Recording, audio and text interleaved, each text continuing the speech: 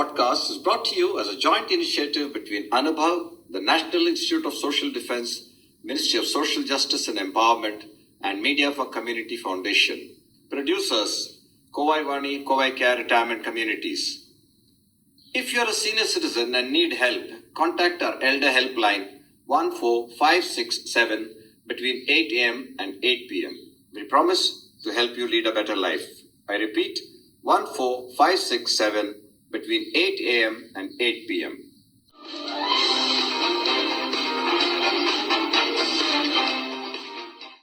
அனைத்து அன்பர்களுக்கும் கோவை வாணியிலிருந்து ஸ்ரீதரனின் அன்பு கலந்த வணக்கங்கள்.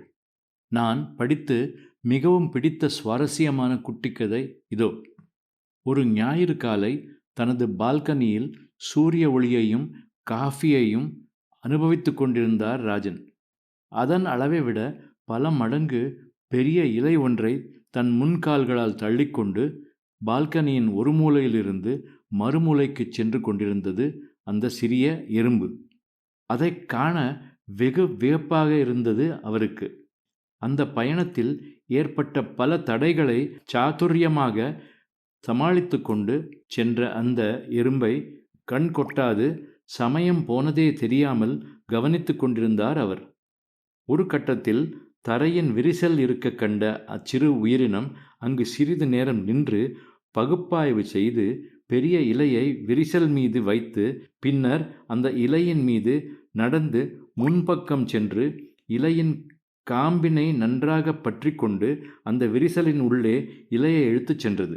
இறைவனின் மிகச் சிறிய படைப்புகளில் ஒன்றான எறும்பின் புத்திசாலித்தனத்தால் ராஜன் மிகவும் கவரப்பட்டார். ஆண்டவனின் மகத்துவத்தை எண்ணி பிரமிப்படைந்தார். அவரது கண்களுக்கு முன்னால் அச்சிறிய உயிரினம் அளவில் குறைவாக இருப்பினும் சிந்தித்து பகுப்பாய்வுடன் ஆராய்ந்து தன் இலக்கை அடைய வழிகளை அவ்வப்போது மாற்றி வெற்றி பெற ஒரு மூளையை அளித்த ஆண்டவனை எண்ணி வியப்பில் ஆழ்ந்தார் ராஜன். அடுத்து எறும்பு கிட்டத்தட்ட தன் இருப்பிடத்தை அடைந்தபோது அவ்விருப்பிடத்தின் நுழைவாயில் மிகச்சிறிய துளையாக இருந்ததைக் கண்டு நின்றது.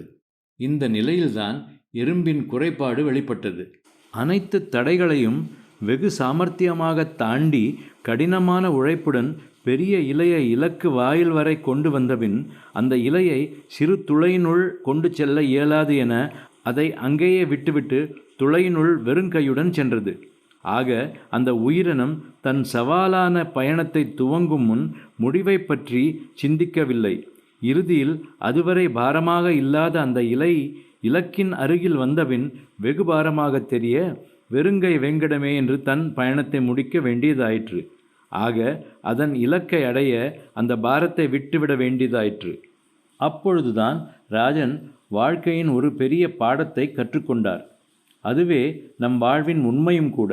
நாம் நம் வாழ்க்கையின் பயணத்தில் படிப்பை பற்றிய கவலை, வேலையை பற்றிய கவலை, பணம் சம்பாதிப்பதை பற்றிய கவலை, எங்கு எவ்வாறு வாழ வேண்டும் என்பதை என்ற கவலை, எந்த மாதிரி உடைகளை அணிய வேண்டும், எந்த வாகனம் வாங்க வேண்டும் என்று பல கவலைகளை கொண்டு அதற்கேற்ப வாழ்க்கை முறையை மாற்றி இலக்கை அடைய பிரயத்தனம் செய்கிறோம்.